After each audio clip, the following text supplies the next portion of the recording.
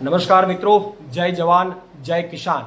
હું છેલ્લા એક અઠવાડિયાથી ઘેડના ગામડાઓમાં અને એમના આજુબાજુના ગામડાઓમાં જ્યાં વરસાદના કારણે નુકસાની ગઈ છે એ તમામ જગ્યાએ રૂબરૂ જઈ અને ખેડૂતોની મુલાકાત કરી રહ્યો છું અને ત્યાંની પરિસ્થિતિનો તાગ મેળવવાનો પ્રયત્ન કરી રહ્યો છું। મેં છેલ્લા અઠવાડિયાની અંદર ઘેડમાં જે ખેડૂતોની પીડા જોઈ છે, ખેડૂતોની વેદના જોઈ છે, એ ખૂબ જ પીડાદાયક છે। ઘેડ વર્ષોથી આ પીડામાંથી પસાર થઈ રહ્યું છે અને એટલા માટે મને પોતાને ઘેડ માટે કંઈક કરવાની ઈચ્છા છે, ઘેડના ખેડૂતો માટે મને કંઈક કરવાની ઈચ્છા છે। આમ તો ઘણા વર્ષો પહેલાં પણ હું અનેક વાર ઘેડમાં ખેડૂતો વચ્ચે જઈ અને એમના મુદ્દાને ઉઠાવવાનો મેં પ્રયત્ન કર્યો છે, પરંતુ હજુ વધારે ઘેડ માટે મારે કંઈક કરવું છે અને ત્યારે આમ તો કોઈ કાર્યની આપણે શુભ શરૂઆત કરીએ ત્યારે ગણેશ સ્થાપનાથી કરીએ, પરંતુ આજે તો ગણેશ ચતુર્થીનો દિવસ છે।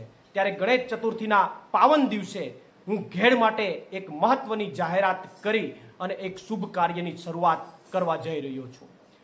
ઘેડના લોકોનો જે પ્રશ્ન છે, વર્ષોથી જે પ્રશ્ન છે, એમનો કાયમી નિરાકરણ આવે અને એમના કાયમી નિરાકરણમાં કોઈ ખેડૂતો સાથે અન્યાય પણ ન થાય।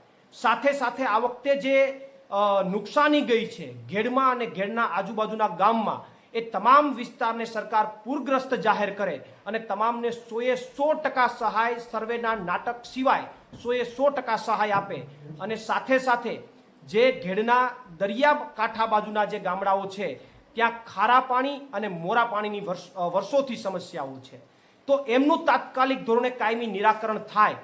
આ તમામ મુદ્દાઓનો સમાવેશ કરી અને હું આવનારા દિવસોમાં ઘેડના તમામ ગામડાઓમાં પદયાત્રા કરીશ।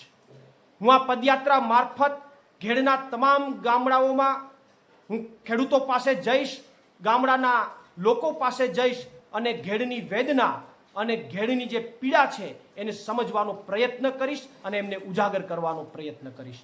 આભાર। પ્રવીણ રામ, પ્રદેશ ફ્રન્ટલ અધ્યક્ષ, આમ આદમી પાર્ટી।